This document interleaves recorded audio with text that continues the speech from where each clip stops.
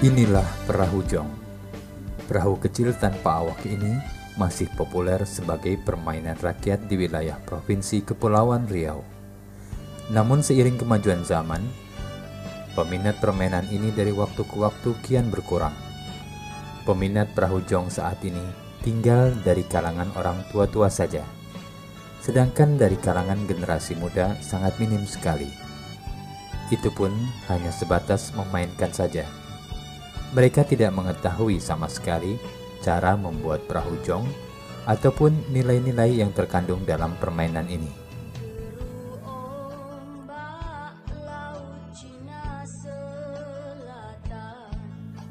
Sejak kapan mulai adanya permainan jong ini?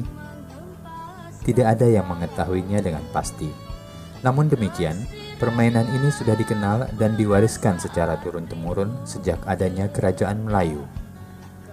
Permainan jong pada umumnya adalah permainan para nelayan, yang pada mulanya dahulu dimainkan oleh anak-anak sambil menunggu kepulangan orang tuanya dari laut mencari ikan. Anak-anak nelayan dahulu meniru bentuk perahu layar yang dipakai orang tuanya. Mereka membuat perahu layar mini tanpa pengemudi yang dilepaskan di laut menuju pantai atau darat.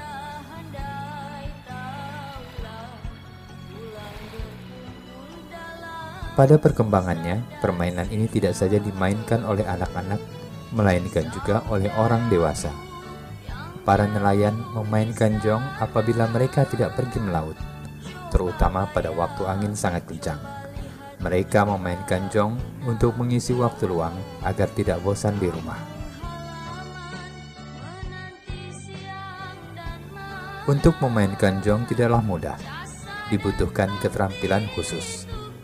Selain diperlukan perahu yang seimbang agar tidak tenggelam atau oleng, juga pengetahuan tentang angin. Apabila tidak menguasainya, jong akan terbawa arus ombak dan tidak akan berjalan lancar. Permainan jong tidak dapat dimainkan sembarang waktu. Permainan ini hanya dapat dimainkan apabila ada angin kencang.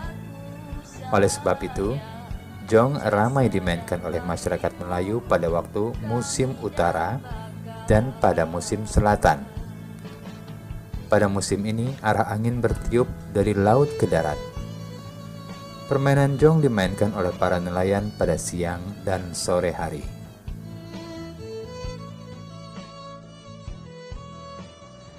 Jong adalah salah satu kekayaan budaya Melayu Kepulauan Riau. Mengenai sejarah jong, itu diperkirakan sudah ada 1400 tahun Masehi. Awalnya, jong itu dimainkan oleh anak-anak dan lokasinya bisa di lopak atau di laut. Lopak di sini kami jelaskan adalah suatu genangan air pada air surut di pantai. Nah, itu dimanfaatkan oleh anak-anak untuk bermain jong. Jong awalnya dibuat dari nipah dan layarnya dibuat dari daun pisang muda gitu. Itulah yang dibuat oleh anak-anak pada awalnya. Perkembangan berikutnya, jong ini berkembang dimainkan tidak hanya oleh kalangan anak-anak, tetapi juga remaja dan kalangan orang tua. Jong ini dimainkan oleh anak-anak pada petang hari, petang menjelang maghrib. Jadi sore hari atau petang hari itu anak-anak bermain, itu sambil menunggu orang tuanya pulang dari bernelayan. Begitulah nilai yang ada di dalam jong itu, bagaimana seorang anak memperhatikan orang tuanya, menunjukkan kasih sayang kepada orang tuanya.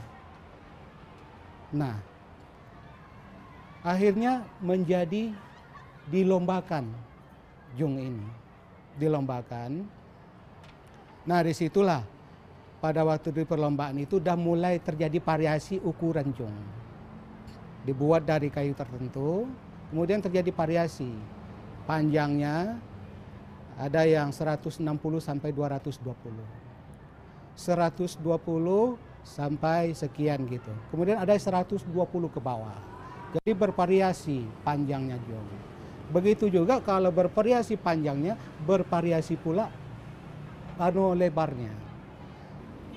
Nah, perkembangan jong itu alhamdulillah sampai sekarang ini cukup mengembirakan. Perlombaan-perlombaan itu sudah sejak lama dilakukan oleh masyarakat Kepulauan Riau. Di antaranya dari Lingga, dari Kabupaten Karimun, Kabupaten Bintan. Nah, itu sangat luar biasa perkembangan jong. Lomba jong itu, anak-anak bermain jong itu antara bulan Agustus, November, Desember. Dia melihat situasi angin dan melihat letak geografis. Di sini masyarakat kearifan itu menyesuaikan dengan lokasi geografis keberadaan mereka. Kearifan yang terlihat di situ.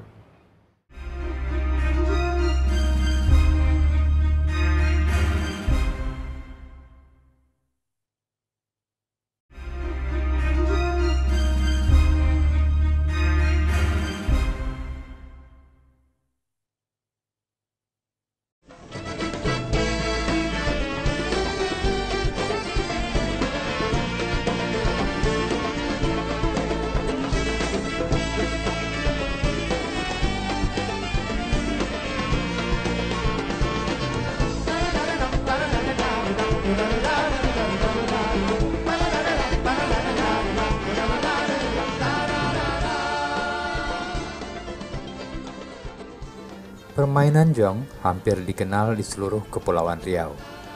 Bentuk dan cara memainkannya pun sama. Oleh karena itu, masyarakat Melayu Kepulauan Riau sangat menggemari dan mengenal permainan ini. Mengingat para penduduk Kepulauan Riau sebagian besar bermata pencaharian sebagai nelayan. Pada dasarnya bentuk jong dari dahulu hingga sekarang tidak banyak berubah, kecuali pemakaian aksesoris dan cat yang lebih semarak untuk memperindah bentuk jong. Oleh sebab itu, bentuk jong sekarang lebih bagus dan lebih halus dari bentuk jong dahulu yang hanya dibuat sederhana.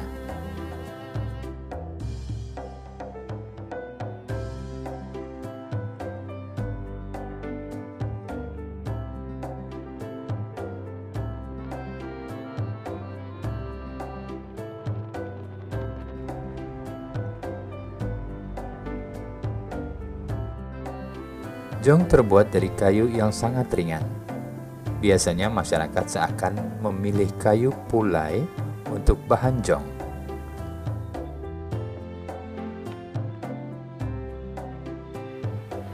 Kayu pulai apabila sudah dibuat perahu jong akan mengapung di air dan dapat melaju dengan cepat kalau tertiup angin.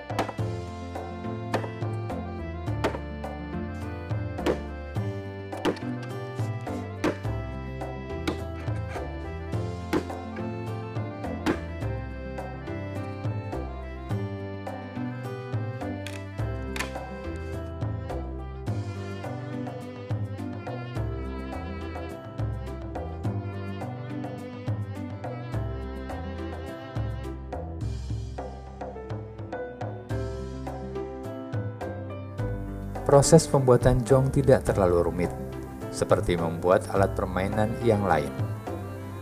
Namun demikian, apabila ingin mendapat hasil yang memuaskan, pembuat harus tekun dan teliti karena ada bagian-bagian dari pembuatannya yang harus betul-betul diperhatikan.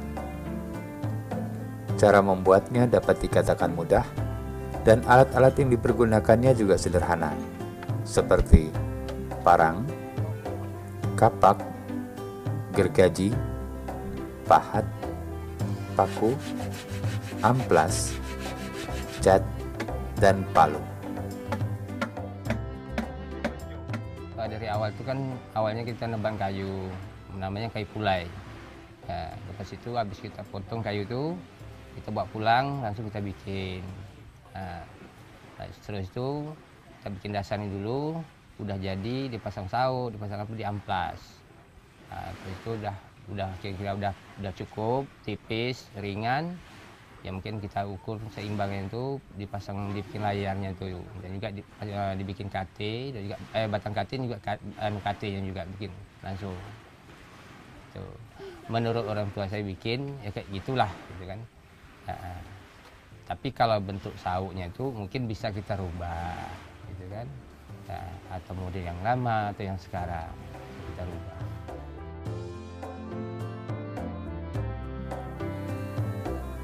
Adapun bagian-bagian jong adalah sebagai berikut. 1. KT. Dipasang di sebelah kiri dan kanan jong. Gunanya untuk menyeimbangkan badan jong. 2. Lunas atau dasar jong. 3. Luan atau haluan. 4. Layar untuk mendorong agar jong berjalan dengan cepat. Pada zaman dulu, layar jong terbuat dari kain. Namun sekarang, selain kain, masyarakat juga mempergunakan bahan plastik. 5. Tali daman dan tali dogang untuk menyeimbangkan layar. 6. Kemudi untuk mengarahkan jong ke tempat yang dituju. Jong yang telah dibuat dengan rapi dan teliti, selain untuk dimainkan atau diperlombakan, juga memberikan nilai estetika yang dapat dijadikan hiasan ataupun souvenir. sehingga wisatawan lokal maupun mancanegara dapat mengkoleksinya sebagai salah satu khas Provinsi Kepulauan Riau. Hal tersebut tentunya tidak lepas dari peran pemerintah daerah. Selain melestarikan jong sebagai permainan rakyat, juga menjadikan jong sebagai ekonomi kreatif masyarakat Kepulauan Riau, selain bermata pencaharian sebagai nelayan.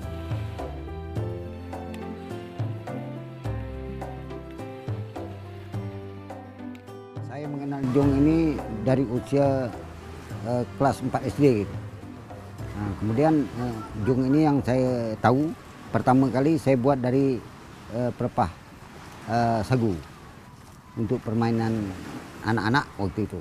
Nah, kemudian sehingga jong ini menjadi kayu, saya bertanya kepada orang tua saya, begitu dia buat dari kayu, dari namanya itu kayu membulan. Nah, saya tanya, ini jong apa? Dia cakap ini jong pelayang. Nah, sementara saya tahu ini jong pelepah sagu gitu. Jadi saya ceritakan lagi, apa nama pelayang itu? Gitu, apa sebab digelar itu pelayang? Dia bilang, oh, zaman dulu orang Belanda tengok orang main jong pelayang katanya, jong terbang katanya. Jadi orang Melayu juga jong pelayang gitu. Dengan tulisannya pelayang disebut pelayang situ. Gitulah cerita jong ini awalnya dari jong. Saya bertanya kepada orang tua saya. Dari kelas 4 SD saya sudah bermain jong, nama jong pelepah sagu.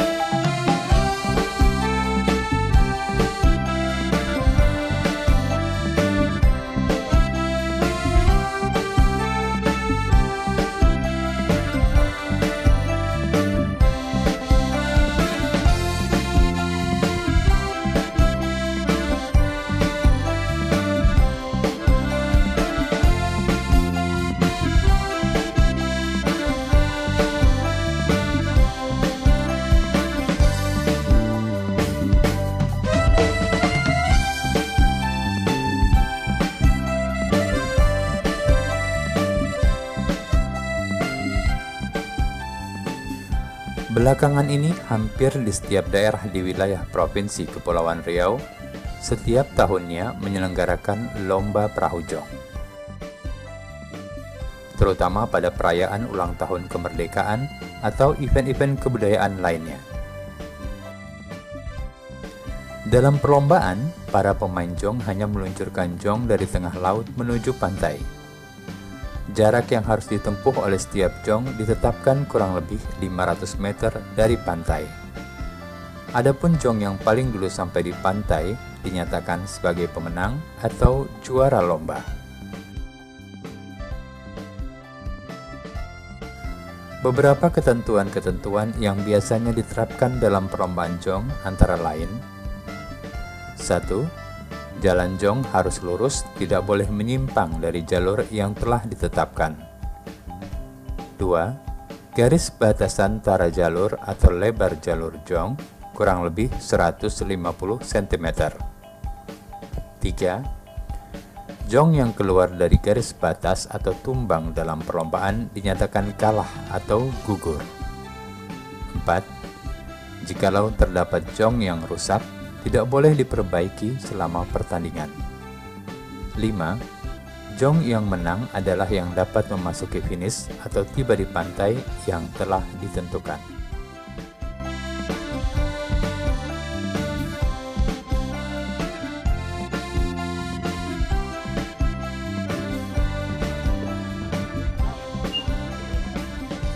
Kalau perlombaan ini melihat eventnya atau besar kecil. Kalau misalnya event kecil, itu kan dia tidak ada panitia. Kalau event besar seperti Tanjung Pinang buat, itu ada panitia, 3 kategori panitia: panitia laut, star, finish, panitia di bangku, di meja gitu.